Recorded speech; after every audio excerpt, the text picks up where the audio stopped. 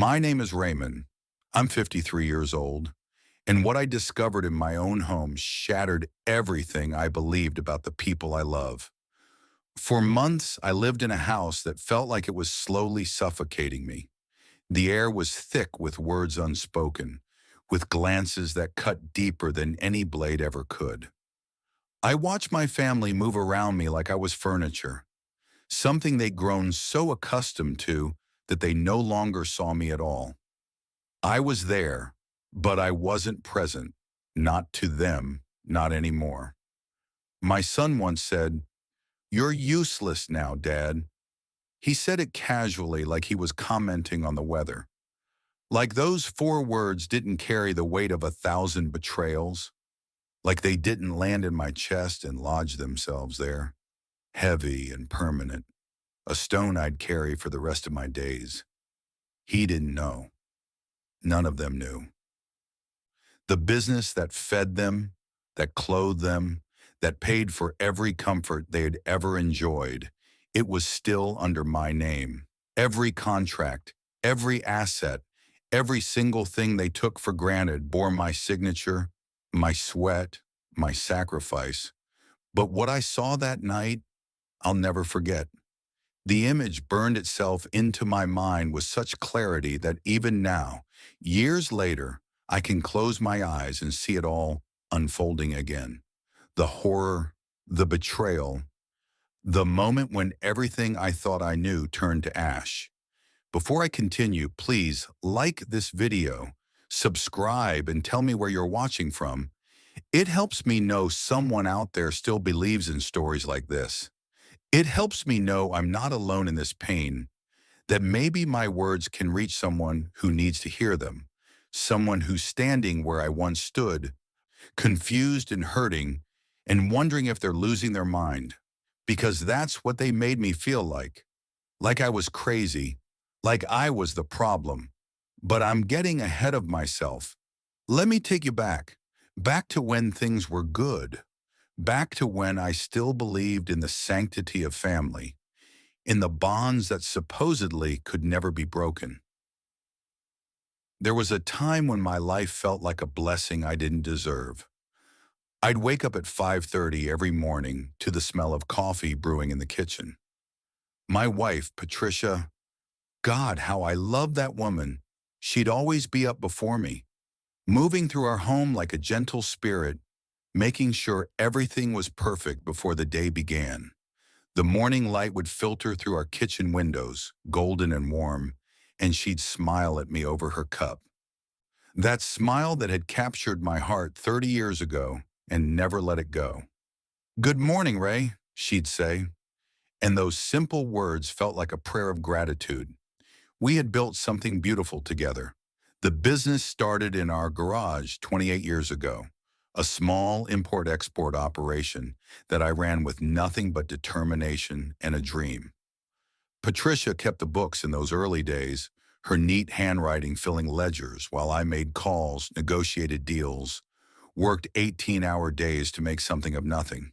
And we did it. Against all odds, we built an empire. By the time our son Nathaniel was born, we'd moved into a real office. By the time he was 10, we had 3 locations across the state. By the time he graduated college, we were international. The business that started with me loading boxes into a borrowed van had become something that employed over 200 people, that moved millions of dollars in goods across continents, that had made us wealthy beyond my childhood dreams. Nathaniel grew up in that world of success. He never knew the struggle, never felt the fear of not knowing if you could pay next month's rent. He went to the best schools, wore the best clothes, drove cars that cost more than my father made in a decade, and I was proud to give him that. I wanted him to have everything I never had. My wife and I would sit on our back porch in the evenings, watching the sunset paint the sky in shades of amber and rose, and we'd hold hands like teenagers, marveling at what we'd created together. Not just the business, not just the house, but a life, a family, a legacy. "We did good, Ray," Patricia would say, leaning her head on my shoulder. We did better than good, I'd reply, kissing the top of her head. We did perfect. Nathaniel would join us sometimes, fresh from college with his business degree, talking excitedly about new strategies, new markets, new opportunities.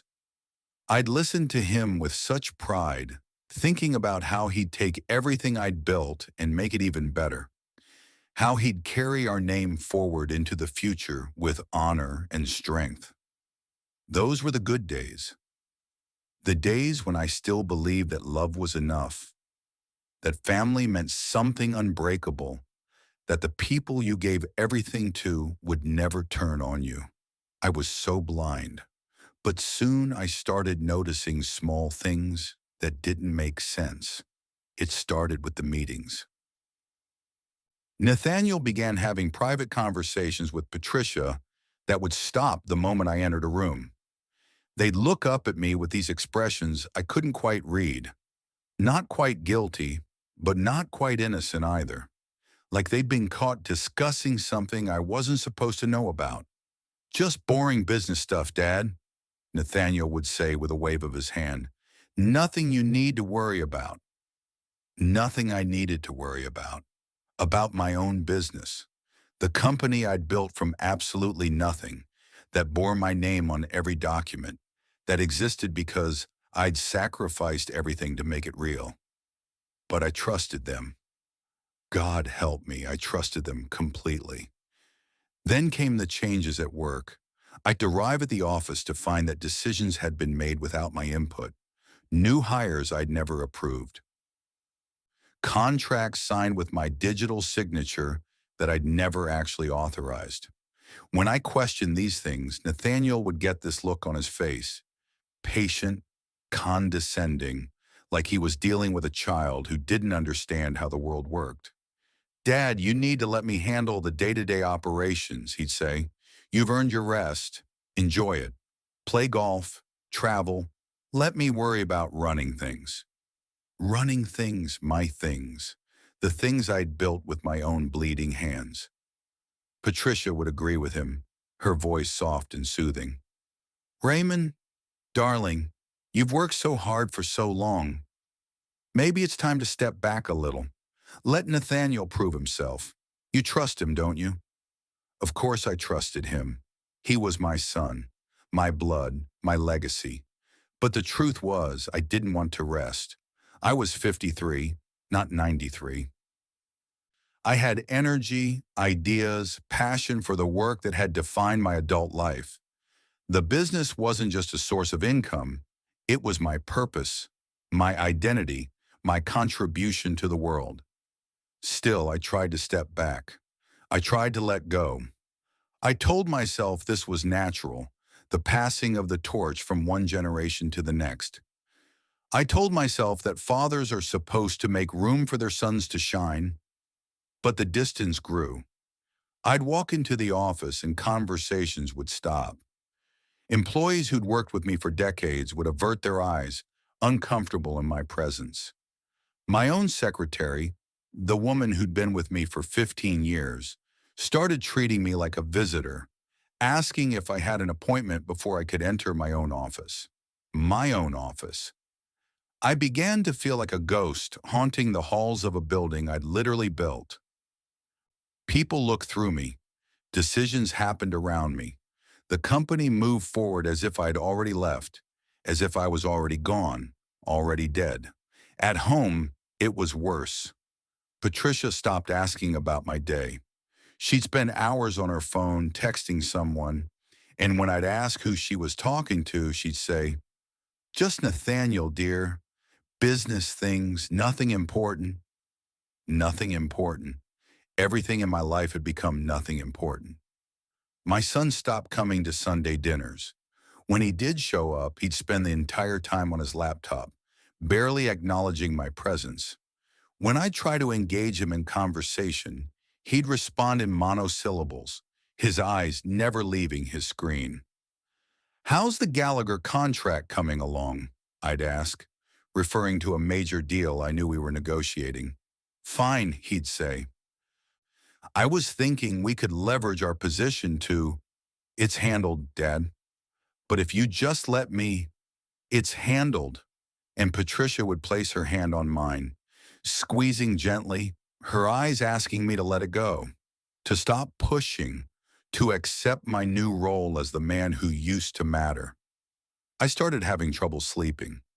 I'd lie awake at night, staring at the ceiling, wondering when everything had shifted, wondering what I'd done wrong, wondering if this was just what happened when you got older. You became irrelevant, obsolete, a burden to the people you'd given everything to. He stopped smiling. She stopped looking me in the eyes, and I didn't know why. The pain of it was suffocating. I'd built an empire to give them everything, and somehow in the process, I'd made myself expendable. I was the foundation they stood on, but they couldn't see me anymore because I was beneath their feet. I tried to talk to Patricia about it one night. "Do you still love me?" I asked her in the darkness of our bedroom. She was quiet for so long, I thought she'd fallen asleep. Then finally, "Of course I do, Raymond. Why would you ask such a thing?" "Because you don't look at me anymore. You don't see me." "I see you every day, darling." "No," I said, and my voice cracked with the emotion I'd been holding back. "You look at me, but you don't see me. There's a difference." She sighed, a sound heavy with something I couldn't identify. "You're being dramatic. We've been married for 30 years. This is just what happens. The fire settles into something more comfortable." But it didn't feel comfortable. It felt like dying slowly, like fading away while everyone around me acted like it was perfectly normal, perfectly acceptable. Until one night, I saw something that made my heart stop. I couldn't sleep again. It was 2 in the morning, and I'd given up trying to rest.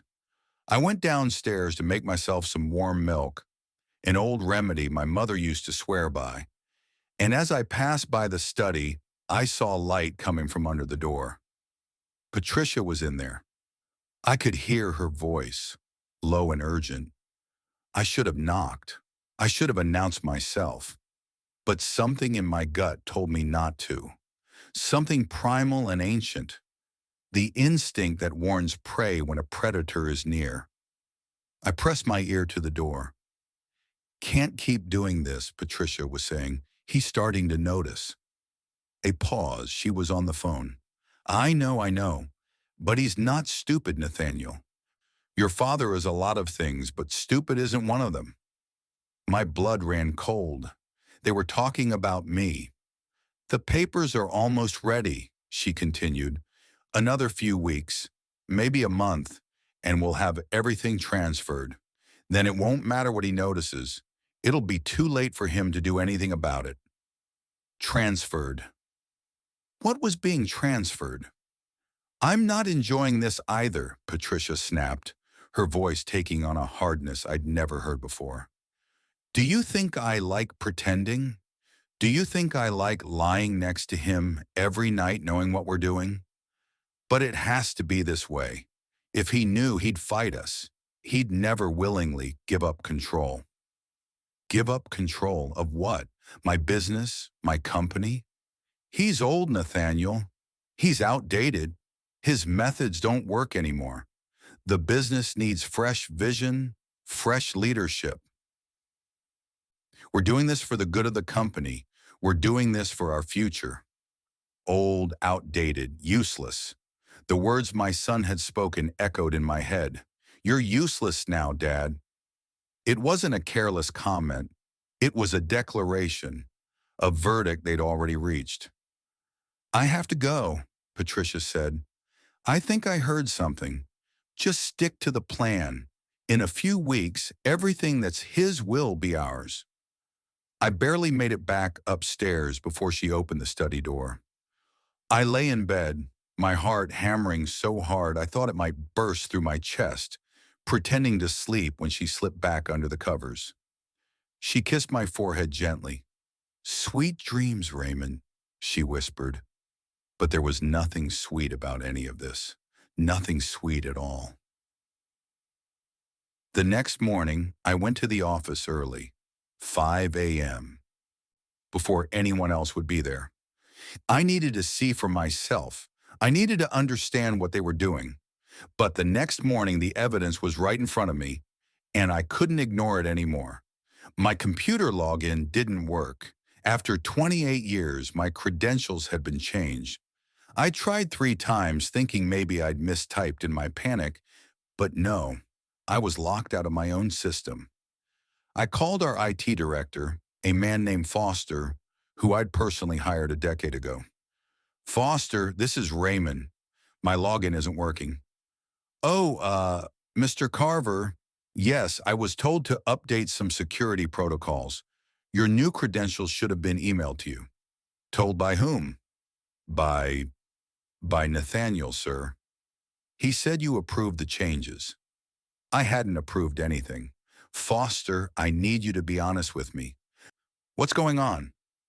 He was quiet for a long moment. Sir, I think you should talk to your son. I'm talking to you. What has Nathaniel been doing? I can't. Mr. Carver, I have a family. I can't afford to lose this job. Please don't put me in this position. And he hung up.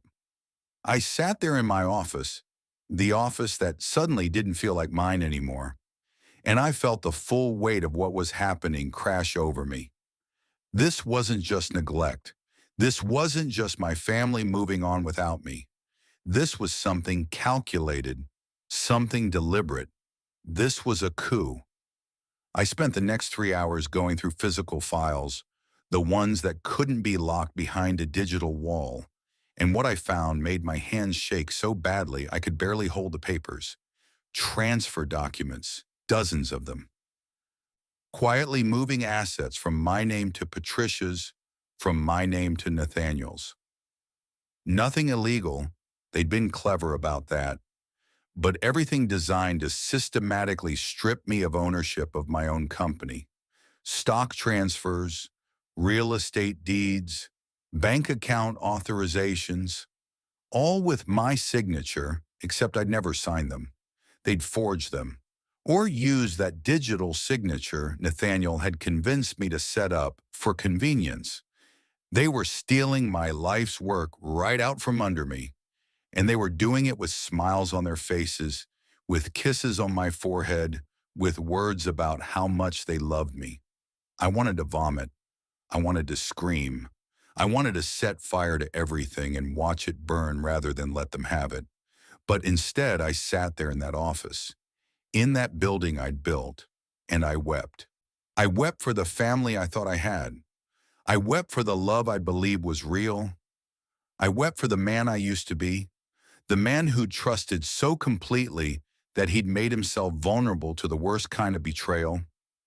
And then I stopped weeping because something else rose up inside me, something hard and cold and furious.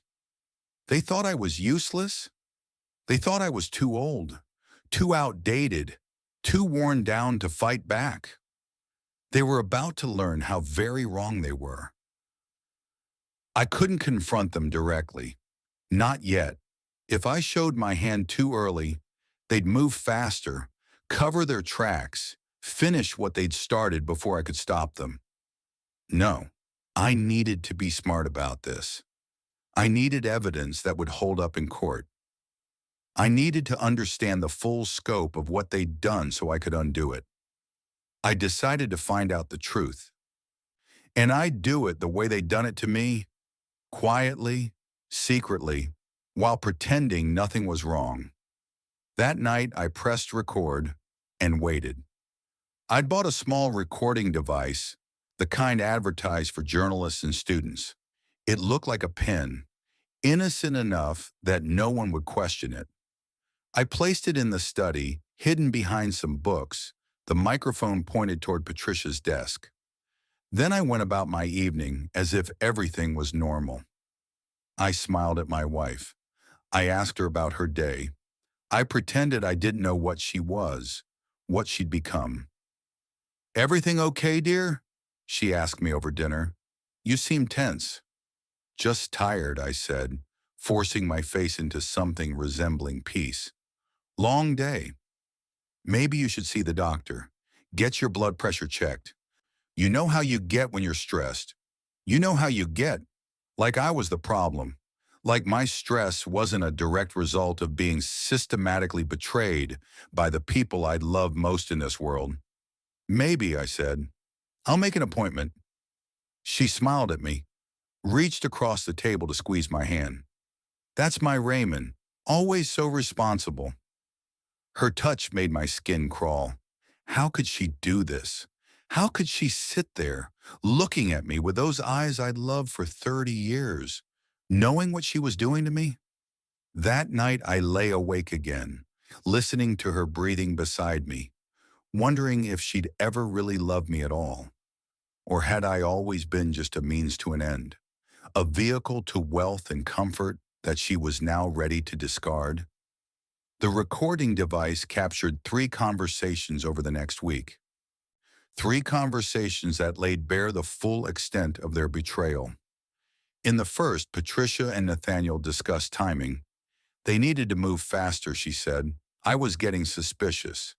The IT director had mentioned my questions. They needed to finalize the transfers within 2 weeks instead of a month. In the second, they discussed what they'd do with me after. Nathaniel suggested a retirement community. Patricia thought a small condo somewhere would be more appropriate. He doesn't need much, she said. He'll be fine. Fine. I'd be fine with whatever scraps they deigned to throw me after stealing everything I'd built. In the third conversation, Nathaniel said the words that broke something fundamental inside me. He's weak, Mom. He's always been weak. He built something good, I'll give him that. But he doesn't have what it takes to keep it relevant in today's market. We're doing him a favor, really, saving him from watching his legacy crumble because he's too stubborn to adapt. You're right, Patricia agreed. And honestly, I'm tired of pretending I respect his opinions. I'm tired of acting like he still matters. It'll be a relief when this is over and we can just move on without him. Move on without him, without me. I froze. My whole world collapsed in a single frame. This wasn't just about the business. This was about erasing me entirely. This was about removing me from the story of my own life, rewriting history so that I was nothing but a footnote, an early chapter that became irrelevant once the real story began. I sat in my car in the garage, listening to that recording over and over, and I felt something die inside me. Some part of me that had still hoped this was all a misunderstanding, that there was an explanation that would make sense of everything, that would restore my family to what I thought they were. But there was no misunderstanding. There was only truth, cold and sharp and merciless. They didn't love me. Maybe they never had. Maybe I'd been so busy building an empire for them that I'd never noticed I was building it alone. But what happened next was even worse. I decided to fight back. I contacted a lawyer, not the family attorney who'd been handling our affairs for years, because I didn't know who I could trust anymore. I found someone new, someone who specialized in business fraud and family betrayal, because apparently it happens often enough that there are attorneys who make their careers from it. His name was Harrison Fawkes, and he was exactly the kind of man you'd want in your corner when going to war. Sharp eyes, sharper mind, and a reputation for being absolutely ruthless when the situation called for it. I showed him everything: the forged signatures, the transfer documents, the recordings. I laid bare the entire conspiracy, and with each piece of evidence, his expression grew darker. Mr. Carver, he said when I'd finished, I'm not going to sugarcoat this. What they've done is criminal. We can stop this. We can prosecute. But it's going to get ugly. Are you prepared for that? I'm prepared to do whatever it takes to protect what's mine. He nodded slowly. Then we move fast. If they're planning to finalize transfers in 2 weeks, we need to act now. File injunctions, freeze accounts, lock down assets. We hit them with everything before they know what's happening. Do it, I said, all of it. And that's when everything exploded. Harrison filed the paperwork on a Wednesday morning. By Wednesday afternoon, Nathaniel was at my office, his face purple with rage. "What the hell do you think you're doing?" he shouted, slamming his hands on my desk. I looked at him calmly, this stranger wearing my son's face. Protecting what's mine. Protecting what's... Dad, have you lost your mind? I'm trying to help you. By forging my signature? By stealing my company? I wasn't stealing anything. I was securing our family's future. Your future, I corrected. Your future and your mother's. I don't seem to factor into those plans at all. He ran his hands through his hair, pacing. You don't understand. You've been getting confused lately, making bad decisions. We were trying to protect the business from your mistakes. Name one bad decision I've made. There have been several. Name one, Nathaniel. He couldn't, because there hadn't been any. This had never been about protecting the business from me. This had been about removing me from the business entirely. The courts have frozen everything, I said quietly. Every account, every asset, every contract. Nothing moves without authorization from all parties, and I'm not authorizing anything until we sort this out legally. You're destroying us. If we can't operate, we'll lose clients. We'll lose millions. Then I guess you should have thought about that before you tried to rob me blind. He stared at me with such hatred in his eyes that I barely recognized him. You're going to regret this, he hissed. Mom and I gave up everything for you. We sacrificed our own happiness to support your dreams. And this is how you repay us?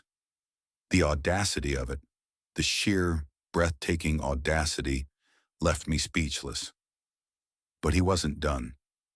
You're not the man I thought you were, Dad. You're selfish. You're paranoid. And you're going to die alone because you pushed away the only people who ever loved you. Then he left, slamming the door so hard the frame cracked. Patricia was next. She came to the house that evening, her eyes red from crying, her voice trembling with what I might have once mistaken for genuine emotion. Raymond, please, we can fix this. We can work this out. Just drop the legal action and we'll sit down, all of us, and figure out a solution that makes everyone happy. Everyone happy, I repeated, like the solution where you take everything I built and leave me with nothing. That's not... We were never going to leave you with nothing. You'd have been taken care of. You'd have been comfortable. In a retirement community? In a small condo somewhere? Living off an allowance from my own money while you and Nathaniel played Empire? She had the grace to look ashamed at least. I know how it looks. You know how it is, I interrupted. Don't insult me by pretending otherwise. I heard you, Patricia. I heard everything. The recordings are with my attorney. Her face went white. You recorded us? You forged my signature. I think we're past worrying about invasion of privacy. She sat down heavily on the couch, all her composure crumbling. I thought you were getting old, she whispered. I thought you were losing your edge. I thought Nathaniel could do better. And that gave you the right to steal from me? To lie to me? To make me feel like I was going crazy? I never wanted to hurt you. But you did. Every day, with every lie, with every dismissive word, with every look that told me I didn't matter anymore. You hurt me in ways I didn't know was possible. She was crying now, real tears, but I felt nothing. No sympathy, no softness, no desire to comfort. She'd burned that part of me to ash. What happens now? She asked. Now we go to court. We let a judge decide who owns what. And then we figure out if there's anything left of our marriage worth saving. Though I suspect we both know the answer to that.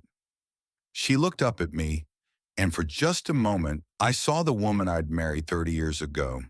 young, beautiful, full of dreams. But that woman was gone, if she'd ever really existed at all. "I'm sorry, Raymond," she said. "For whatever that's worth, I'm truly sorry." "So am I," I replied. "More than you'll ever know." I thought it was over, but I was wrong. The legal battle consumed the next 6 months of my life. Depositions, hearings, endless meetings with attorneys. Harrison was brilliant. He systematically dismantled every lie, every forged document, every attempted justification for what they'd done. But it cost me. God, how it cost me. The stress aged me 10 years. I lost weight, lost sleep, lost what little remained of my ability to trust anyone. Every person I met became a potential threat, a possible betrayal waiting to unfold. The business suffered too. With everything frozen, we lost major contracts. Competitors swooped in like vultures, picking at the corpse of what I'd built. Employees left for more stable opportunities. The empire that had taken me 3 decades to build began to crumble in months, and my family, what was left of it, tore itself apart. Nathaniel refused to speak to me. He gave interviews to business publications, painting me as a paranoid tyrant who turned on his own family over money. He played the victim so convincingly that some people believed him. Former friends called me, asking if what they'd heard was true, their voices full of doubt and judgment. Patricia moved out. She took an apartment across town and filed for divorce. Her attorney argued that she deserved half of everything because she'd been instrumental in building the business. My attorney argued that she deserved nothing because she tried to steal it. The judge, a stern woman named Holloway, who'd seen every variation of family betrayal imaginable, seemed thoroughly disgusted with all of us. In the end, she sided with me on almost everything. The forged documents were invalidated. The transfers were reversed. The business remained under my name and my control. Patricia was awarded a settlement, far less than half, but enough that she wouldn't be destitute. Nathaniel got nothing except his salary for the work he'd actually done, though that would end once the judgment was finalized. "Mr. Carver," Judge Holloway said at the final hearing, looking at me over her glasses, "I find in your favor, but I want you to know that I don't think there are any winners here. You've won your business, but you've lost your family. I hope it was worth it." Was it worth it? I ask myself that question every day. And just when I thought life was returning to normal, something unexpected happened. I was in my office late one evening, 3 months after the judgment, trying to rebuild what had been broken, trying to win back clients, to stabilize operations, to prove that the business could survive the scandal. There was a knock on my door. I assumed it was the security guard making rounds, but when I called out, a different voice answered. "Mr. Carver, it's Foster from IT. Can I come in?" I hadn't spoken to Foster since that phone call months ago. I'd been angry with him for not standing with me, though I understood why he'd been afraid. "Come in," I said. He entered nervously, holding a manila folder like it might bite him. "Sir, I need to show you something. I should have shown you months ago, but I was scared. I have kids, you know, college tuition and a mortgage and—" "Foster, what is it?" He placed the folder on my desk and opened it. Inside were printouts of emails, dozens of them, spanning years. "I monitor all company emails for security purposes," he explained. "It's in everyone's employment contract. Most people forget about it, but I keep backups of everything, just in case."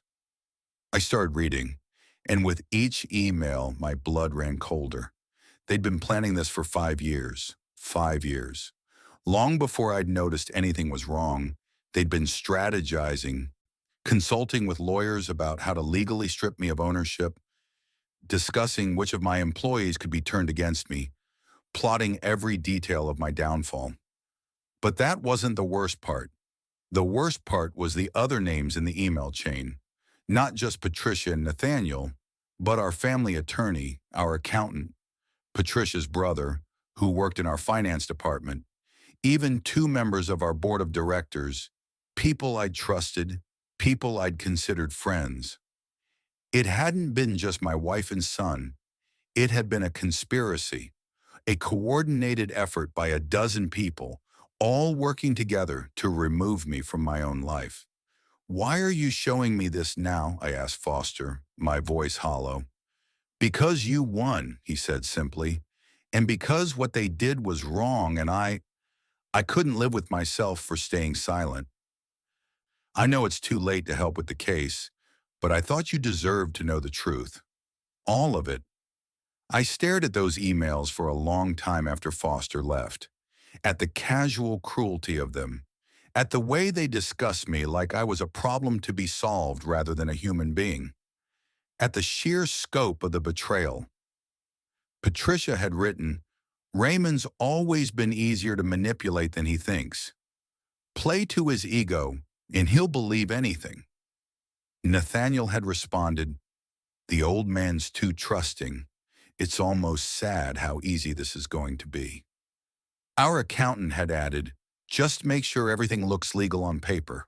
He won't fight if he thinks he doesn't have grounds." They'd known me so well. They'd known exactly how to hurt me, exactly how to make me doubt myself, exactly how to isolate me before moving in for the kill. And they'd been wrong about one thing. I did fight and I won, but victory felt like ash in my mouth. If something feels wrong, trust your instincts. You might save a life, even your own. That's what I learned from all of this.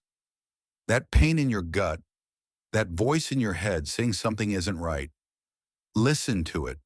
Don't dismiss it as paranoia or imagination or fear. Your instincts are ancient and wise, honed by millions of years of evolution to detect danger. Mine tried to warn me. For months, they tried to tell me I was in danger, but I ignored them because I trusted my family more than I trusted myself. Never again. I'm rebuilding now. The business is stabilizing. We've won back some clients, found new ones to replace those we lost.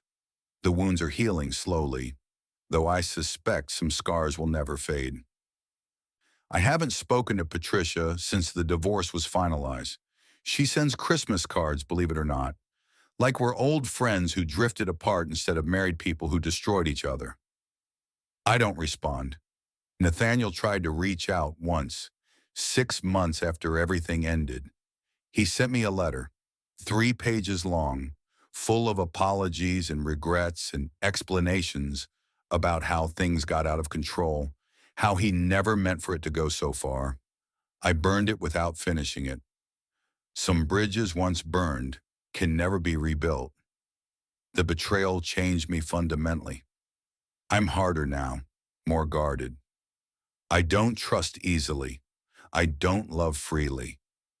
I've built walls around my heart that I suspect will never come down. But I'm also stronger. I survived something that should have destroyed me. I fought back against overwhelming odds and won. I proved to them, to everyone, to myself, that I'm not useless, that I'm not outdated, that I'm not weak. I'm 53 years old. I have decades left to live, decades to rebuild not just my business but my life. Maybe I'll find love again someday, though it's hard to imagine trusting anyone that deeply. Maybe I'll reconcile with Nathaniel, though I doubt it. Maybe I'll forgive Patricia, though forgiveness feels impossible right now. Or maybe I'll just focus on what I know I can control: my work, my integrity, my determination to never be a victim again. They thought they could erase me. They thought they could take what was mine and leave me with nothing but memories and regrets. But they forgot one crucial thing. I built an empire once before from nothing, and I can do it again. The business they tried to steal, it's thriving now. better than it was even before the betrayal, because I had something to prove to them, to the world, to myself, and I proved it. Some nights I sit in my office, in my building, in my company, and I think about them. I wonder if Patricia ever regrets what she did. I wonder if Nathaniel ever lies awake at night thinking about the father he lost, the relationship he destroyed. I wonder if any of them ever feel the weight of what they tried to do. But mostly, I don't think about them at all. Because the best revenge is in anger or bitterness or holding on to pain. The best revenge is moving on, building something better, living a life so good that those who betrayed you realize exactly what they lost when they pushed you away. I was broken. They broke me deliberately, methodically, cruelly. But broken things can be repaired. They can be rebuilt into something stronger than they were before. And that's exactly what I've done. If this story touched your heart, please like this video, subscribe, and tell me in the comments where you're watching from and what time it is right now. It really means the world to me because every like, every comment, every subscription tells me that I'm not alone, that there are others out there who've felt this kind of pain, who've survived this kind of betrayal, who understand what it means to lose everything and find the strength to rebuild. We live in a world where family is supposed to be sacred, where blood is supposed to be thicker than water, where the people who share your name are supposed to have your back no matter what. But the truth is, sometimes the greatest dangers come from the people closest to us. Sometimes the people who know us best use that knowledge as a weapon. Sometimes love isn't enough to prevent betrayal. And when that happens, when the unthinkable occurs and your family turns against you, you have two choices. You can let it destroy you, or you can let it transform you. I chose transformation. Was it worth it? Judge Holloway asked me that, and I didn't have an answer then, but I do now. Yes, it was worth it, because I learned who I really am. Not the man my wife thought I was, easy to manipulate and control. Not the man my son dismissed as useless and outdated, but the man I actually am, resilient, capable, strong enough to stand alone if I have to. I learned that I don't need people who don't value me, that being alone is better than being with people who make you feel worthless. That sometimes the price of freedom is everything you thought you wanted. And I learned that betrayal, as horrible as it is, can be a gift in disguise because it strips away illusions. It shows you truth. And truth, even when it's painful, is always better than living in a comfortable lie. I'm 53 years old. My name is Raymond Carver, and I survived the worst thing I could imagine. If you're going through something similar, if you're feeling that pit in your stomach, if you're noticing things that don't make sense, if people you trust are making you doubt yourself, please listen to your instincts. Document everything. Trust carefully. Protect yourself. And know that you're stronger than you think you are. Because if I can survive this, you can survive whatever you're facing. The night is always darkest before the dawn. And dawn always comes eventually. It came for me, and it will come for you too. Thank you for listening to my story. Thank you for caring enough to watch until the end. Thank you for being here. Wherever you are in the world, whatever time it is for you right now, you matter, your story matters, and if you're hurting, please know that the pain won't last forever. I promise you that. Subscribe if you want to hear more stories like this. Like this video if it moved you. And comment below with your location and what time it is. I love knowing that my words are reaching people across the world, across time zones, across all the barriers that usually separate us. We're all just trying to survive this life with our hearts intact. Some of us fail. Some of us get hurt so badly we think we'll never recover, but we do recover. We do survive. We do rebuild. And sometimes we come back stronger than ever before. That's my story. What's yours?